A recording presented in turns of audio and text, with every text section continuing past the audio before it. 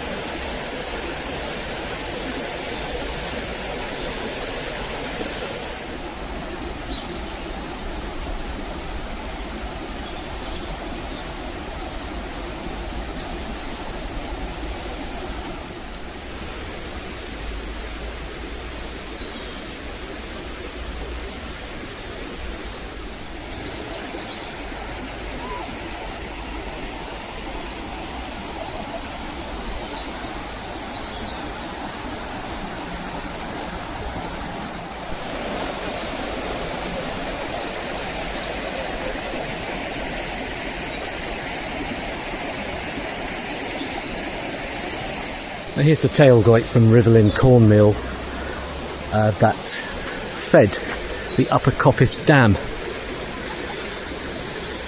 as well as it getting a supply from this weir here. So I'm making my way along here next to the tailgate from Rivelin Mill, and we are going to approach the Upper Coppice Dam site. So here we are, the remains of that tailgate leading into what is the Upper Coppice Dam, which now has a stream running through the middle of it. Although essentially it looks very overgrown.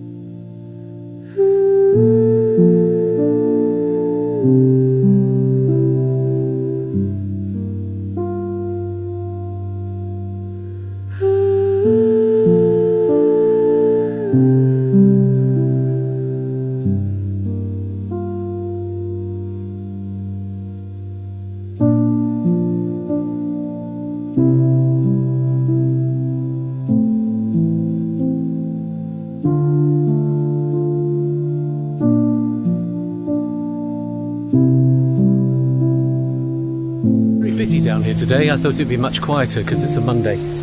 But no, very popular place because the plunge pool, as you've already seen, is one of the major attractions of this part of the trail. On a hot day, it's ideal for a dip. And no, I won't be doing it. Here we see what's left of the Upper Coppice Dam, leading up to the remains of the wheel pit.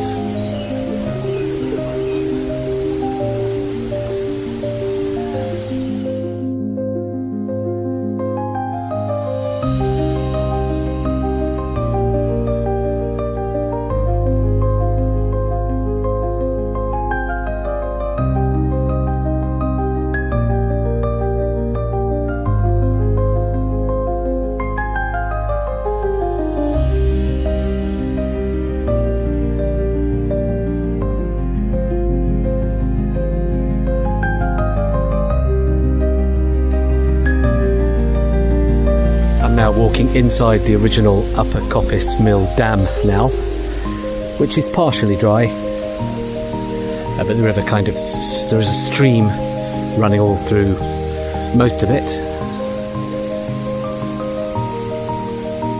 The rest of it all completely overgrown.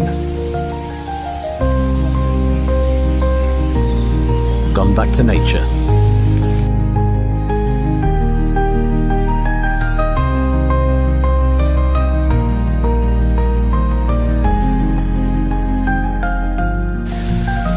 Back in the day, this would have been much deeper.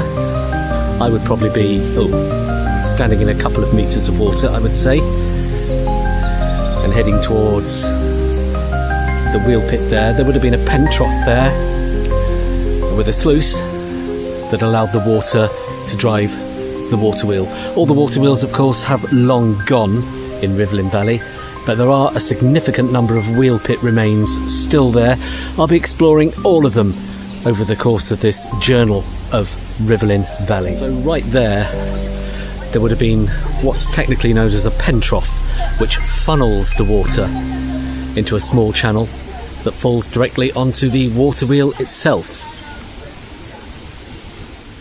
And here's what would have been part of the original Upper Coppice Mill Dam overflow, which looks like it is still active. Some water in there. It's gone very cloudy this morning. I thought it was going to be bright and sunny all day, but it isn't. The remains of the wheel pit and the tailgoit flowing down there and disappearing into an underground tunnel just down there. Throughout the Rivelin Valley Trail, there's all these markers. You saw the one earlier in the previous episode for the Rivelin corn mill. These wooden markers are at every site, all the way down to Malin Bridge, as we will see. And you've also got a number of these metal signs in place. It's a brief history of the mill that was here. Right there.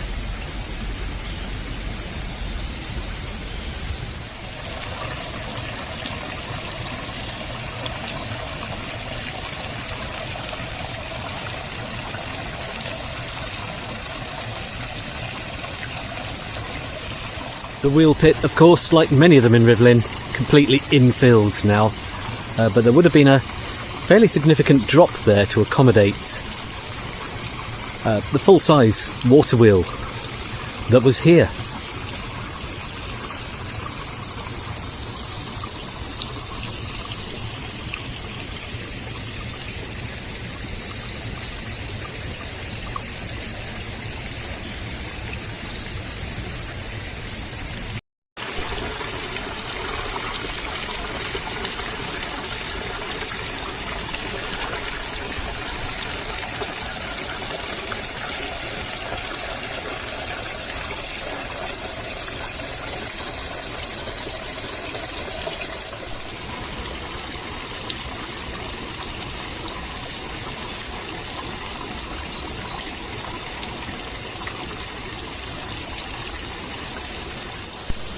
150, 200 years ago, I'd be standing exactly where the water wheel was once situated.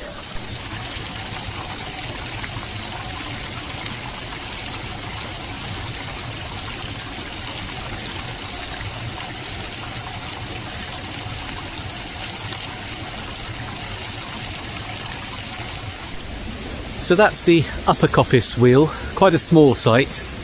In fact, the mills in this section of the Rivelin Trail are very close together, and we're almost on top of the next one down.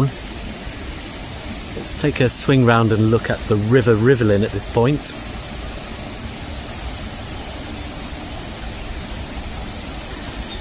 It's a long journey downstream towards Malin Bridge.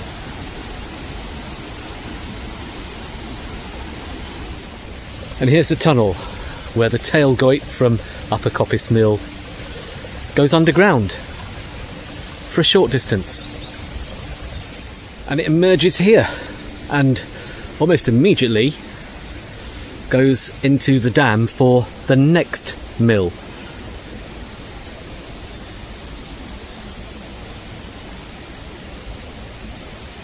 Now I'm doing one episode per water wheel site, so I'm going to stop here and that'll wrap it up for this episode. The next one down is the second coppice wheel, which we'll do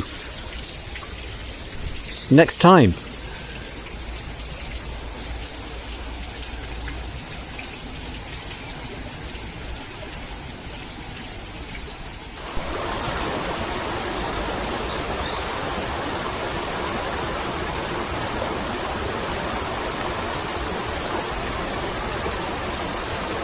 When we get further down the valley, the wheel sites are much more spaced apart than they are at this top section. So I said there's 4 of them in very rapid proximity, as you'll see as we continue our journey. And don't forget to pick up a copy of that book, which is in my bag at the moment, but it is Walking the Rivelin, and you can get it from the Rivelin Valley Conservation Group. It is an essential read. Now I'm just going to go across the Packhorse Bridge onto the other riverbank, and we'll look at the Upper Coppice site from the other side of the river. The great thing about this place is there's lots and lots of footpaths. This is a footpath that's actually above the river. It's on the northern side. We haven't crossed over yet. But you can see there's plenty of walking space.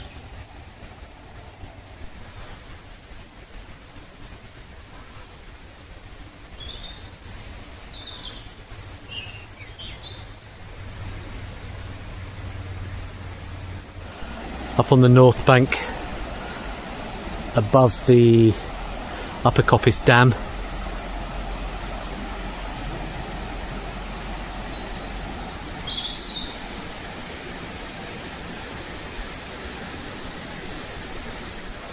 looking down at the weir for Upper Coppice Mill, and of course, as featured in the last episode, the Packhorse Bridge, which is very old.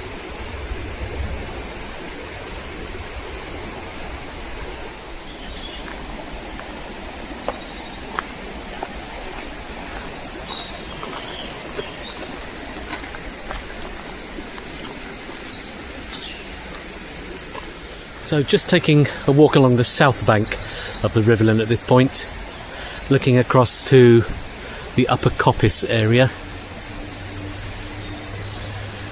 Very overgrown, of course.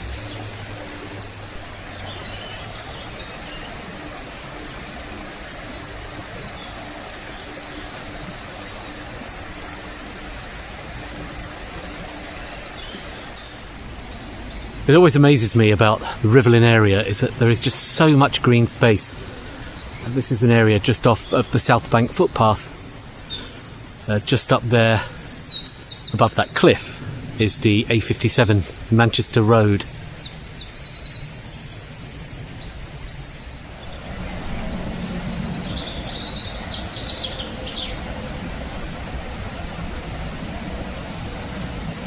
So I'm trying to document everything I can of the remains along the Rivelin Valley Trail. Here we are on the south bank looking down at what's known as the plunge pool.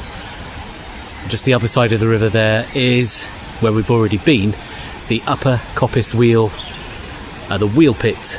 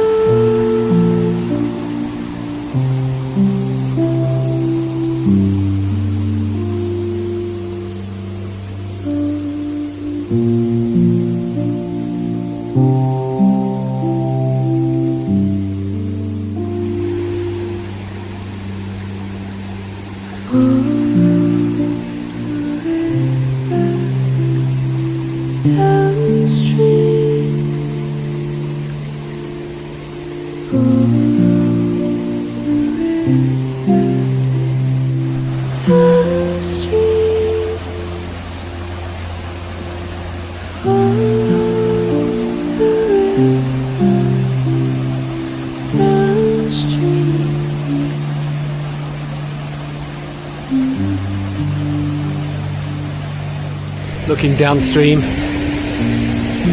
near that plunge pit. I like the way someone's put up a swing there on the tree.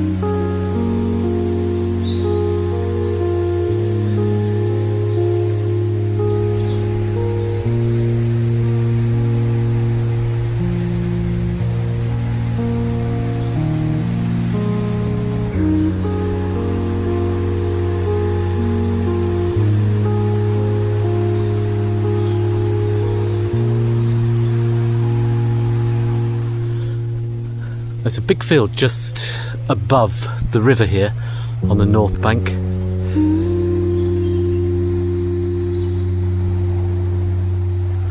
Starting to look very summery.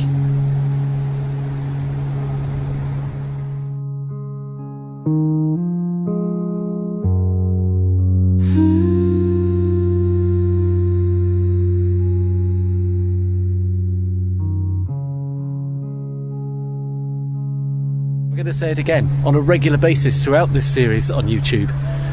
This is a fantastic place.